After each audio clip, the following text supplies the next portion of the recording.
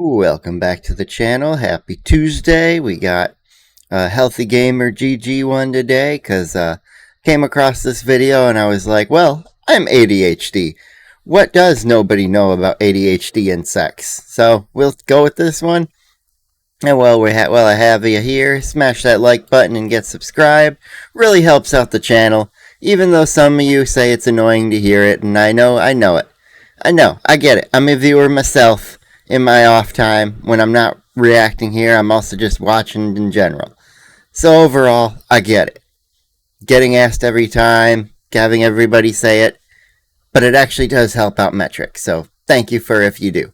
Anyways, his video's down below in the description as always, and we'll get right into it. All right, chat. Today we're going to talk about ADHD and sex. I've been wanting to make this video for a long time. I think a lot of times when we talk about ADHD, we talk about things like productivity, we talk about academic achievement, we talk about being able to focus and maybe do what you want to do in life. But the truth of the matter is that ADHD is a neurodevelopmental disorder. And what that means is that the brains of people with ADHD are different. And if your brain is different, the way that you engage with any activity that involves your brain is going to be different. Exactly. That's why people with ADHD, sometimes if you try to keep them focused on one task, they need a little assistance to stay on the one task. However, you get people like me who, I'm decent with the one task, but when you try to add other tasks, sometimes they get misaligned, some things get forgotten and float away, and then all of a sudden something brings you back in later and you're like, oh yeah, I gotta do that thing! And then you got to go do it immediately. And you get to those kinds of tasks where my biggest one, I got to say, is you just take the task you're doing and you go, like, say you have a doctor's appointment, get those scheduled for first thing in your day. That way, when you're done with them, your brain can go, okay, what's next? It's nice little tips like that, where organizing things and getting them out of the way early, because if you're anything like me with ADHD, you have a task to do, and let's say you wake up at 10 a.m. and that task that you have to do, that appointment or something, is at 3 p.m. Well, guess what? Now you got 10 a.m. to 3 p.m. of doing absolutely nothing, because your brain is like, yep, I have to wait until that task. I hate that. I hate that about myself. That's why all of a sudden I have all my appointments before noon now, so at the latest I don't have to waste a half day. And we don't talk enough about how ADHD specifically impacts sex. So let's get started with the first thing, which is ADHD hyperfocus courtship. So if we think about ADHD, these people tend to get into hyperfocus. They get really obsessed with things. We get a nucleus accumbens. You either get the no focus or the hyper focus. I prefer the hyper focus because then you can be incredibly detail oriented on something with incredible attention to detail where everything is perfect.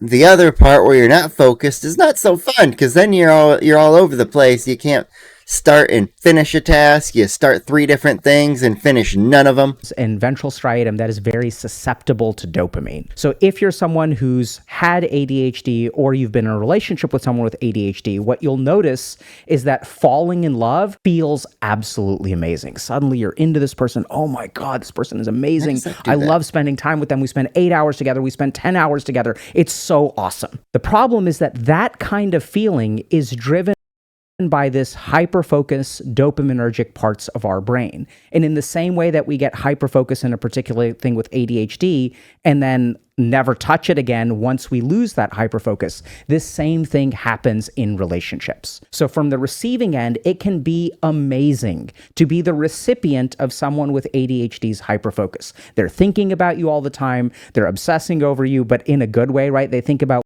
Yeah, that is one thing that ADHD people, myself included, definitely have. I have, fallen head over heels for people in the past, and all of a sudden, they're the only thing I can think about, and, my brain is all of a sudden on the jumping ahead down the road, even if absolutely nothing went into any actions yet. All of a sudden, I'm just like, whoa, that person. What would my life look like with them? And then you just start rolling down. How long would it be before we got married? What would the wedding look like? How many kids would we potentially have one day? Jump back a step because ADHD. How would the honeymoon look? Where would we go? What would we do? And it's like, oh, you got all these questions, and you're just like, da da da da. And then all of a sudden you snap yourself back out of it, and you're like, oh yeah, I haven't made any action yet. You got to go make that action. What you need. They're like, oh my God, you had such a hard day at work today. Let me cook you dinner. They're texting you all the time. Like, it feels amazing to be on the receiving end of this ADHD hyperfocus. And if you have this ADHD hyperfocus, that also feels amazing. You're like, oh my God, this is the one. Every interaction with them releases dopamine in your brain. So it's not just that like you like them, but you're obsessed with them. Even minor things, doing things for them are dopaminergically rewarding, and it feels wonderful, right? Yeah, it really does feel wonderful. I have the thought of excuse me. I had the thought here as he was talking, and I was going, oh yeah, I have had that head over heels falling in love with someone. And the one negative I would say that I would personally think I struggle with is the space in the relationship between you guys, because it's like when you're together, you have to be connected, you have to be doing everything together, and my brain just can't get beyond that. Like I want everything to be involved together. I want just to do everything together. It's probably why most of the partners I look for in life have similar hobbies and things and interests. It's like, yes, 100%, so we can do these things together. Or I really gravitate to people who are interested in trying new things or watching new things, learning new things, doing different stuff that maybe, that I will like, and I'll, maybe I'll have to reciprocate that, and maybe it's something I might not like, but I'll do it anyway, probably. That is that head over heels where you're just like, I'm going to do anything with you. Let's go. If you have ADHD, you know how luxurious and awesome hyperfocus feels, because your mind is finally focused. Instead of being distracted by a million things, you're like into this thing. And if you're really into that hyperfocus, sometimes there's nothing that can pull you back out. You are on that focus, and it's like you might have something come near you, but you're going to be like, all right, yes, get that done. Okay, back to that thing. I got to go back to that thing. And yeah, it is a double-edged sword where it's really good at times, but at times when you need to point your focus in other areas, that can be the challenging part. I had a relationship that actually ruined a job once because I was too distracted texting them while I was working that it slowed down my production rate. Not at a factory, but at a warehouse, my rate there. And yeah, I definitely screwed that part up. Live and learn, Don't let your relationship ruin your job. It feels so good to be into this thing. The problem is that the ADHD-induced hyperfocus, if that forms the foundation of the relationship, when the hyperfocus ends, both partners are left in a lurch. It can feel kind of like a bait and switch, where suddenly this person is like, you were texting me all the time, now you're ghosting me completely. And from the perspective of the ADHD person, they no longer have the benefit of the extra dopamine that they get from the thrill of the chase. Like I've said, I've definitely had that too. I've definitely had that feeling, and it sucks. I would love to know if there's ways to break that without just heavily medicated all the time. One of the most frustrating things about OCD is how often it gets misdiagnosed. People can spend years trying to manage anxiety, depression, or even something else entirely. Gonna jump ahead. Link in the description below. When I work with my patients, what this sort of feels like is I was super into them, but I don't know what happened. The spark just disappeared. So when we're talking about the spark in a relationship. Yeah, I had a relationship that was, let's just say, super well connected in the bedroom. And for a long, we were a bit long distance, but we were super bedroom connected, and it felt great all the time when we were together. And then when we were apart, all of a sudden, yeah, that hyper focus would feel like it ended.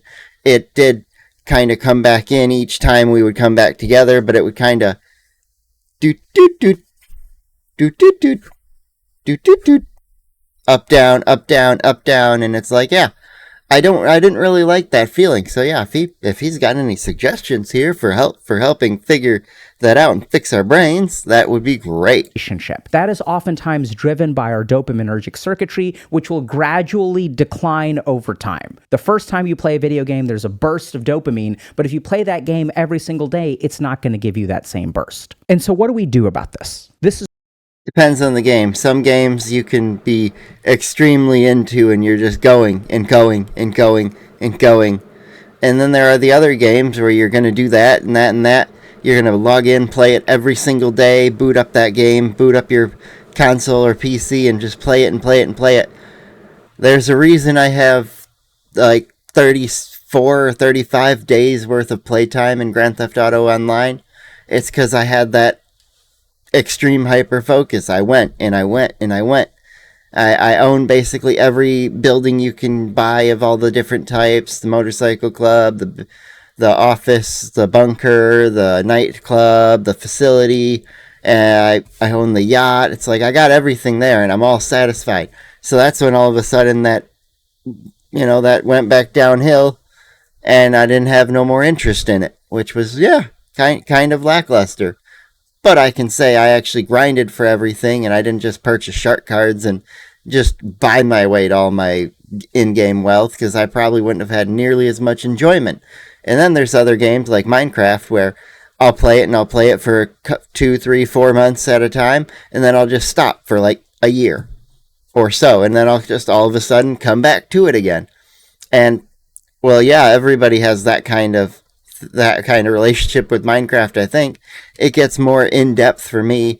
Maybe one of these days I'll have to pop on my world and just put some footage while I chit-chat about whatever in front, and then you can just see what I've done across my world. It's a pretty impressive place for being all survival.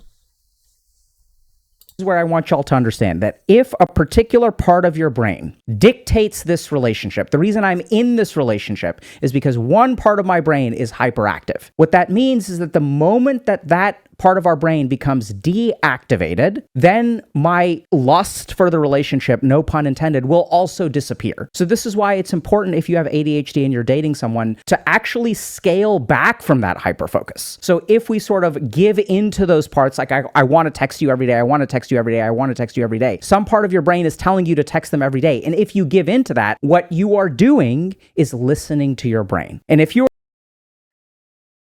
I kind of have another both sides to that, where yes, I agree to keep it from hard crash out dying. You should do that, but however, if you're as you get older, I'm 28, I'll be 30 in a couple years, and at the as we get older and older, we want to learn more about the person we're going to potentially spend the rest of our lives with, and we're going to want to keep talking. We're going to want to keep chatting. We're going to want to keep doing stuff together, being together, and enjoying these moments as much as we can, because we're going to start feeling like, oh, we don't have enough time to do everything. The older we get, the less time you'll have with each other. It's like, it's the give and take of both sides, where you do have to cut back, but how much cut back is a good thing? Do you go from, a couple messages a day, talking in the evening, to talking twice a day, or what? Like, talking all day? Like, what is that magic number? You're listening to your brain. When your brain tells you not to do something, you will listen to that too. So oddly enough, what I tell people who fall into these relationships way too quickly is to slow it down. Don't listen to it. I know it's super exciting. I know you love it a lot. I know there's the thrill of the chase. But if you want this relationship to last, you've got to slow it down. So the way that I sort of think about it is there is a certain amount of dopaminergic thrill that you get from this relationship. Do you want to blow your load all at once, right? Do you want to spend all of your thrill? Double entendre there. Right up front. And then generally speaking, what we see in healthy relationships is when we sort of conserve some of that thrill to get us through into 3 months, 4 months, 5 months, 6 months. And this is when other pillars of the relationship will start to form.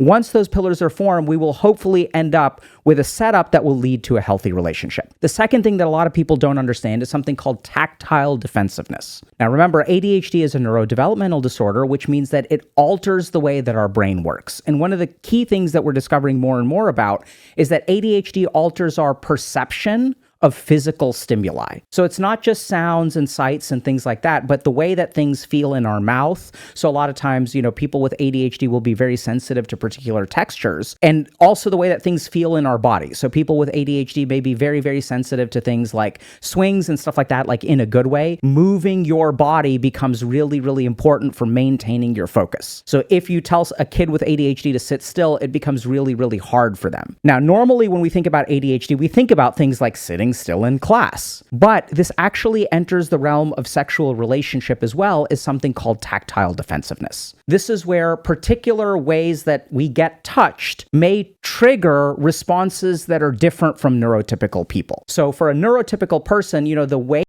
Oh yeah, 100% about that one, where he's, different ways you get touched. And anybody else been touched in a certain way by someone you're interested in, and all of a sudden you're just like, whoa, bedroom now. Where that's the thought in your brain, and you're just like, we got to move this immediately because things are happening. Because I've definitely had that once or twice where it's just like, oh, there's nobody around. way that they will touch you, they touch you that way because when someone touches them that way, their brain interprets that touch in a pleasant way. But oftentimes, what people with ADHD will experience is like a lot of touch will feel ticklish. People will feel like super, super hypersensitive, especially around erogenous zones, or the touch can even be perceived by your brain as aggressive. So instead of feeling comforted by a touch, your brain kind of locks up. It's like, oh, we're being attacked. And this is because generally speaking, there's a gating problem in the brain. What that means is that the way that our brain gates stimuli, so when I get a stimulus, my brain will sort of like lower it down a little bit or even block it, and that gating function is impaired in ADHD. What this practically looks like is a bewildering amount of like sensitivity to touch. So the moment that you understand that tactile defensiveness is an issue, that even though your partner is touching you in a particular way, or if you're dating someone with ADHD, if you're touching them in a particular way and they don't respond in the right way, be aware of this principle. What the practical way to deal with this is just to have a lot. Yeah, that's another one of, maybe you feel you're sending a message, grabbing, putting your hand in a certain spot on your partner, and maybe you're, wiggling your fingers along the skin or something, maybe you got hand around their neck, and then you got, you're just rubbing back and forth. There are certain little hand signals different partners give each other, different things that it's like, ooh, that feels good. Or, ugh, it's a little ticklish, stop that. I have had both, but there are some touches that it's just like immediate, like, whoa, we need to go do something about this. Of communication, a lot of dialogue, and don't take things personally when there is a loving touch that is given that is not received in a loving way. Now, the third thing is incredibly fascinating. So if you're struggling to have sex in a relationship, if the intimacy in your relationship is gone, if there's sort of a dead bedroom syndrome and there's ADHD at play, this is true of non-ADHD as well, the culprit could be household chores. So this is what's wild, okay? So in a survey, 56% of people said that I would feel sexier if my ADHD partner helped me out more at home. The Pew Center did a research survey on American adults that basically found that the most important thing in a relationship is faithfulness. In a Pew Research Center survey of American adults, a happy sexual relationship ranks second in importance only to faithfulness on a list of 9 items associated with successful marriages. Taylor and Funk and Clark, 2007, notably sharing household chores ranked third in the survey. Not bad. So happy sexual relationship is second, faithfulness is first, and household chores are third. So, I mean, there's 3 easy steps that anyone can take with it, especially if you take 1 and 3 and apply it, and then you can increase 2 with the power of using 1 and 3. Hey, that's pretty easy. And I mean, if number 1 is faithfulness, staying faithful, that's like the easiest thing you can do. You have the conversations with each other, and you chit-chat, you make sure each other know what's going on, and you're talking to each other, you're having conversations. Yeah. And I'll finish reading this. Ranked third in the survey, more essential to modern couples than an adequate income. Wow. Good housing or common interests. Or shared religious beliefs. Wow. Those household chores ranks higher than having common interests, having shared religious beliefs, good income or adequate income or good housing. That's kind of nuts. Number 3 spot marks a move up from past surveys. Oh, so it's actually increasing for household chores. So that kind of could be indicative red green against ADHD individuals who either A, were becoming more self-aware and realizing we need to help out more around the house, we need to do more things, maybe we need to make our own lists and write out things that we can cross off and actually have an action after we do some chore or something. Yeah, and it can also have the red flag for, it might be the opposite way of, oh yeah, people aren't noticing as much and they aren't doing that. So I think it's a bit of both.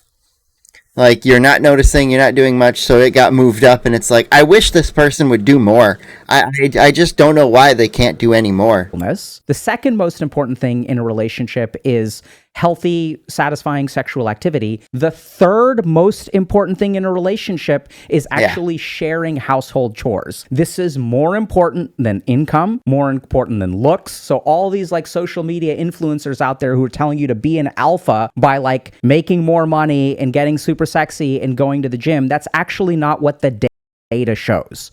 Yeah, apparently the data shows do chores around the house, don't cheat, and I guess have a good sexual relationship in the bedroom. So I know this sounds really insane, but like I want y'all to think for a second about what you see on the internet. How much of what you see on the internet is based on actual science or research? Very little. What determines whether something propagates on the internet is the emotional engagement it gets, which if you like stop and think about it for a second, is the very opposite of science. Like real science can be very exciting, but oftentimes it involves a lot of methods, a lot of data analysis, a lot of really drab and dreary stuff. And typically, science also requires repeating that same process over and over and over, and then recording all the data, which sometimes ADHD people aren't that good at. Before y'all take issue with me telling you to be a beta cuck and start to like help your wife out with chores, let's take a quick look at what the experience of this is like from someone. So this is from a wonderful qualitative research paper. It seems the loss of intimacy in the non-physical sense is almost universal among us, and that often leads to the physical loss of intimacy as well. It's pretty much impossible to feel close with a spouse when ADHD problems create a wall that blocks the way. For some of us, the wall is a control battle for a clean, safe place to live. For others, it's a fight against our ADHD partner's addictions or obsessions du jour, financial jeopardy, irritability, substance use, thoughtless words or deeds, unreliability, or various other issues. It doesn't seem to make a heck of a lot of difference what specific wall is there. A wall defeats intimacy every time. Yeah, that is very true. Partners can be very easily turned off. Turning them back on sometimes is easy as well, but other partners, it's like, no, you didn't do this, so I really don't want to interact with you at the moment, or you avoided that. It's not a big wall, but today it's a small one, and not into it. That can happen. That can happen. It helps if you find a partner who's just extremely sex positive. That is definitely one way to go about it, that they just are wanting to be, in the bed with you all the time, or have you inside of them all the time, or you being the other way around if you're a girl watching. There's a few of you out there. Hi.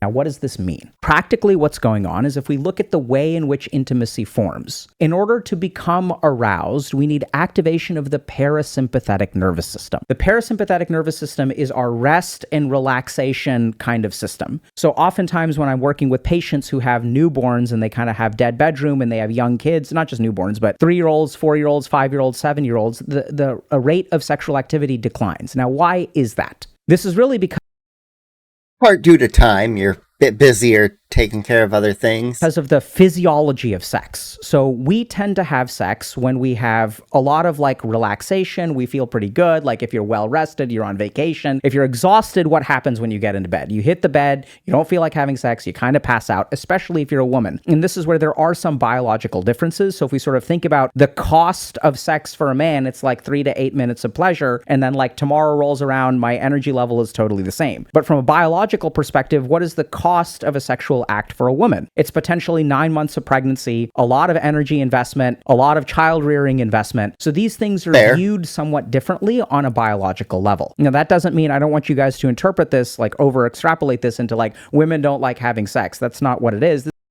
Oh, yeah. The many women I've met, they are sex fiends. They actually, most women I meet have more sex than men, than the men I know. It's kind of nuts. And I know a wide variety of everyone between all groups I hang out with, which is really nice to have that perspective and that ability to see everything like that. But you also get to the wondering about the women, and it's like, yeah, those ones, what is it, because all of them are pro-abortion, or just, they're all on birth control and they're not concerned with getting pregnant? Maybe. There could be a lot of different factors leading up to those actual results out there. This is just a broad strokes biological kind of thing. What we do know for both genders is that parasympathetic activity or relaxation is the first step to arousal. Now, once we start to feel aroused, then our sympathetic nervous system kicks in. This is the part of our nervous system that increases our adrenaline, increases blood flow, leads to erections in the penis, leads to clitoral engorgement, which also happens when women are sexually aroused, which if you're wondering like why you can't just jump to, engaging with the clitoris with fingers, mouth, whatever, and why women like may be turned off from that, it's because actually women need a certain amount of clitoral engorgement from increased blood flow that comes from the parasympathetic nervous system to prime those nerves to make it actually feel. Men are easily physically sexual. Women need the emotional connection as well, is the basis of this. Like it's pleasurable. So practically what this looks like is, when I have patients who have ADHD, they're in a high stress state. You come home, there's dishes in the sink, the trash is overflowing, we've got to pay these bills, we've got to pick up this thing, your kid needs this kind of birthday gift. So there's just... And my best trick for figuring that one out, if you have ADHD and you come home and that is what you see, literally just go sit and relax, set a 5-minute timer so you remember to actually stand back up. But after that 5-minute timer, you stand back up and you go write each item down. That 5 minutes is your little quick decompression. Maybe you're just scrolling on reels on your phone or something. But for 5 minutes, just sit down and be in your own little decompression bubble. Once those 5 minutes are up, you're making a list of everything there, and then just go look at whatever's the easiest. Say the trash, let's go with a few of his examples. There's, maybe some things to clean up off the floor. There's dishes in the sink, and the trash needs to go out. Let's just stick with those three. Let's go with the trash first, because it's the easiest one. If it's overflowing, like he said, just pack it down a little, tie up the bag, take it right out. Put a new bag in. All right, that one's done. Took not even 2 minutes, 3 minutes, and it's all finished. Next, obviously the dishes are not the priority. That's going to take a little bit of time. But maybe you can clear a sink out, and you can have hot water start going in, and then you'll stick any pots and pans that need to soak in there for a minute, and you let them soak for a minute. While you then go, and yes, this is harder for some who can't do that part, but you put that task, you're just like, all right, I am done with step A of the task, which is get the soapy water in the sink and get all the dishes lined up. Pause that. I'm letting a few things soak. I gotta wait. So now we're gonna go to the stuff on the floor. We're gonna go either get the vacuum if it's required, or we're just gonna pick up the small things there, put them away, put them wherever they go. If you got kids, maybe their kids' toys, you're sweeping into a little bucket and putting that bucket away. If they're things for pets, maybe you got a little pet toy bucket as well to do the same thing with. And then that's done, and then you get to cross that one off the list, and then you get to jump back to the dishes for part B, which is the part that's going to take longer. Wash them. Yeah, that's going to be a while. It's not going to be as fun, it's not going to be as entertaining, but at least that's now your only task left. Really easy, and it's a super simple ability.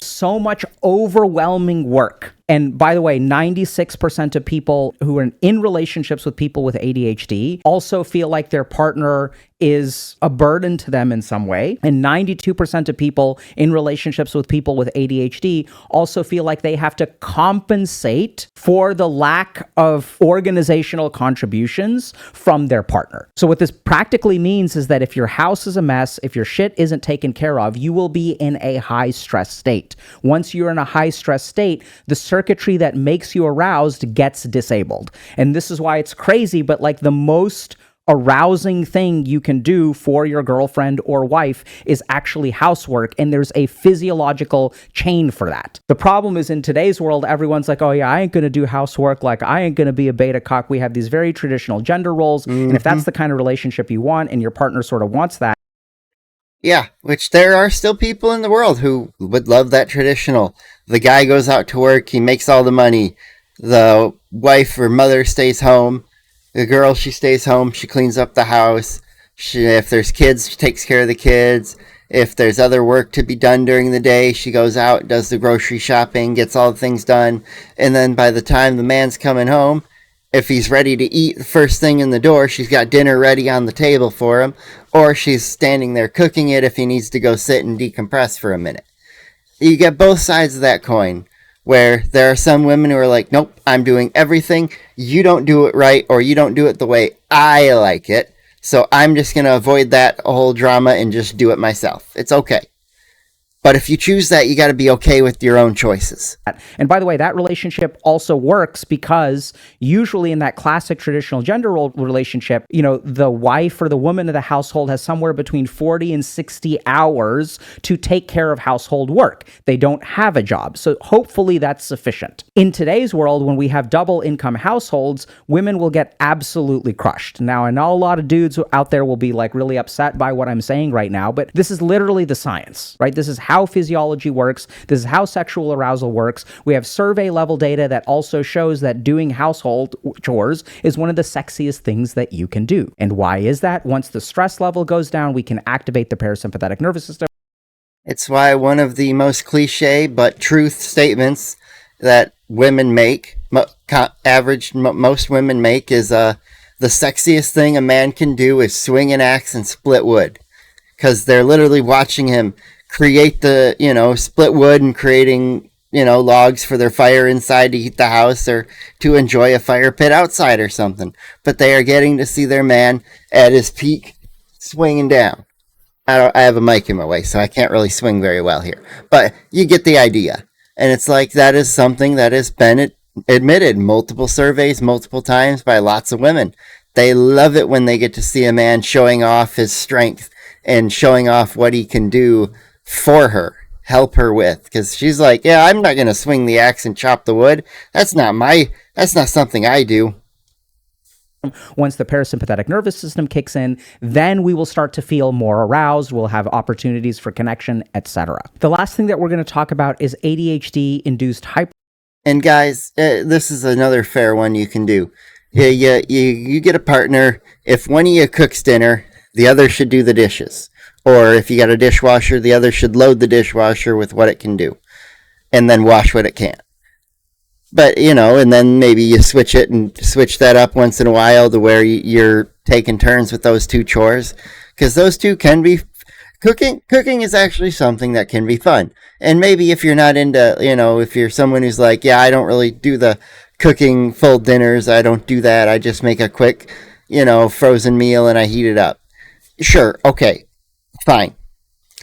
Maybe you like to bake things, and in that case, maybe bake something that can be substituted a meal. You make muffins for the morning. You make dessert for after dinner. And then, you swap out those chores.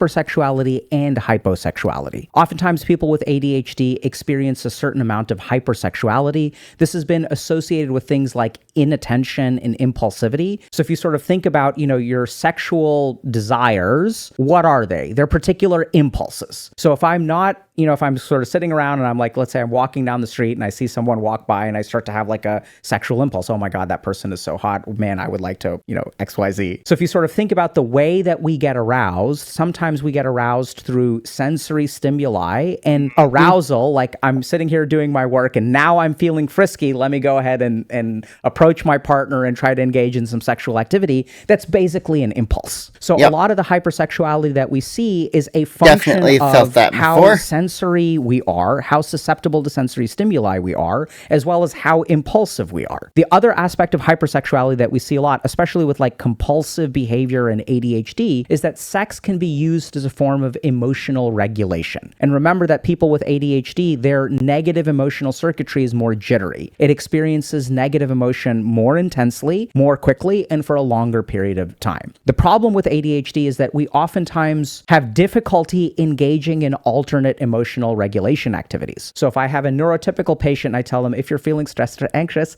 meditate. Meditate for 20 to 30 minutes. Do this breathing exercise and then you will feel better, right? That's what we'll sort of say. But if you're someone who's got ADHD, it can sometimes be hard to remember that you should meditate.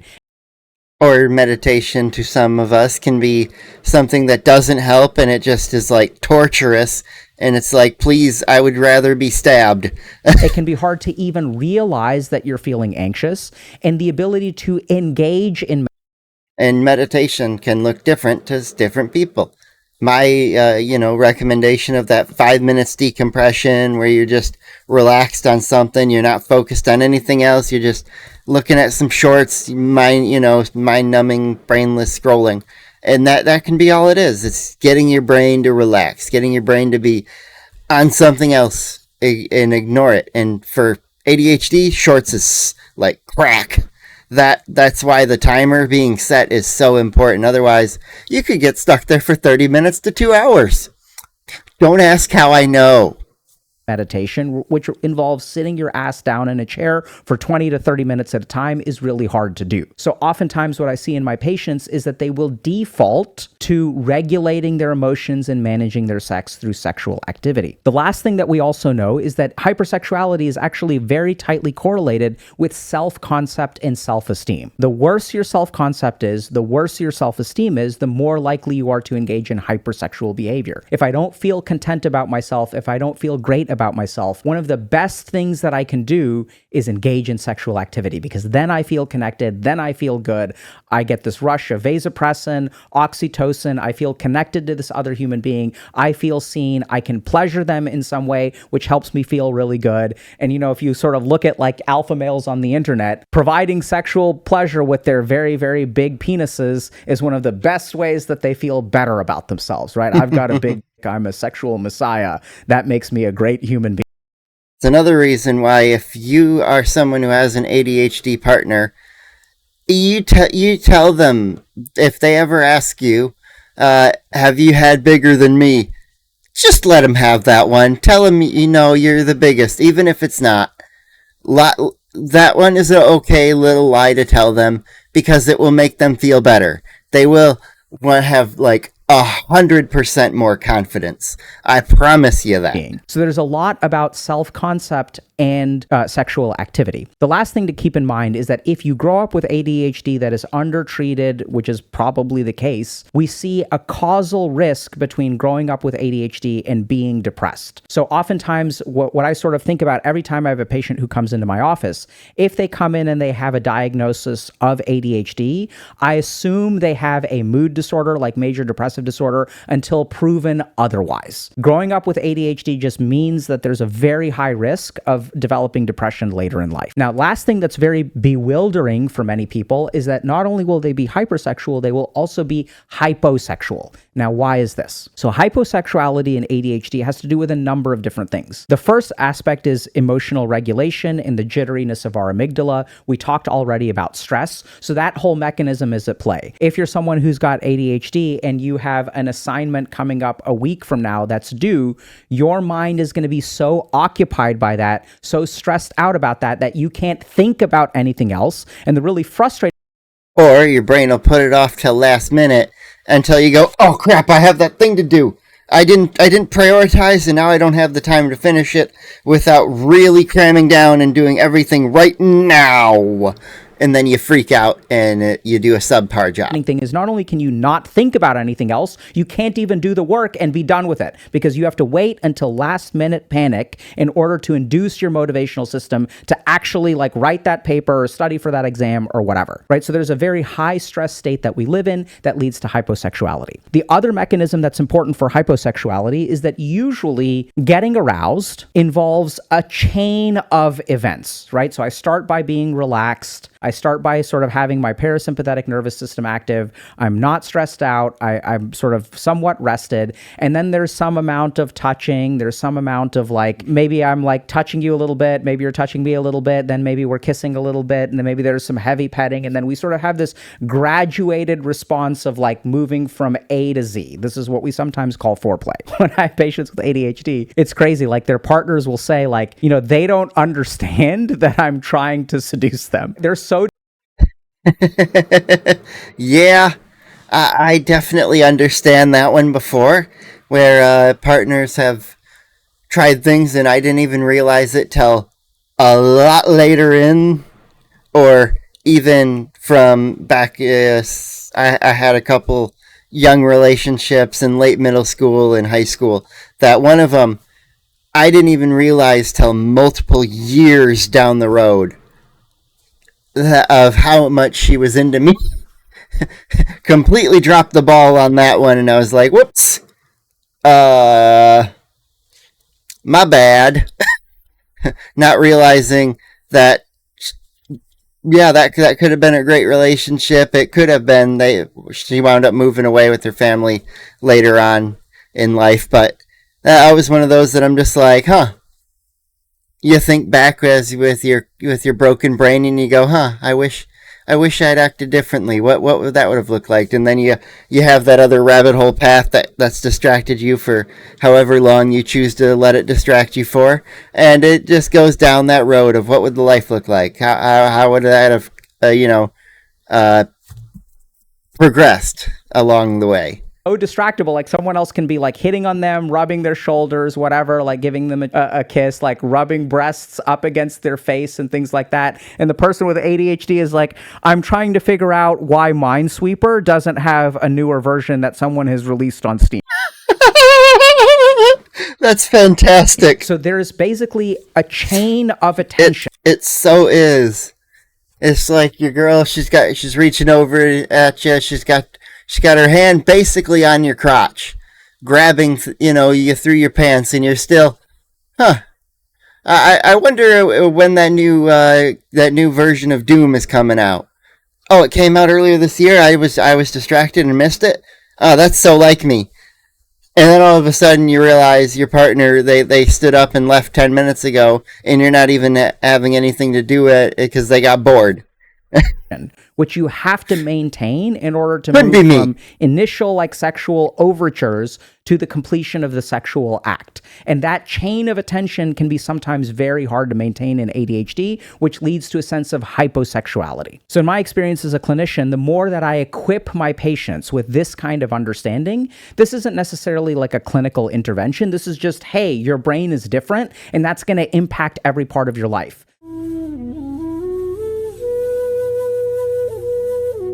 All right. Fantastic video by Dr. K as always. Make sure if you've made it this far in the video, you've slapped the like button and punched the subscribe button. And I will get out of here and see you later.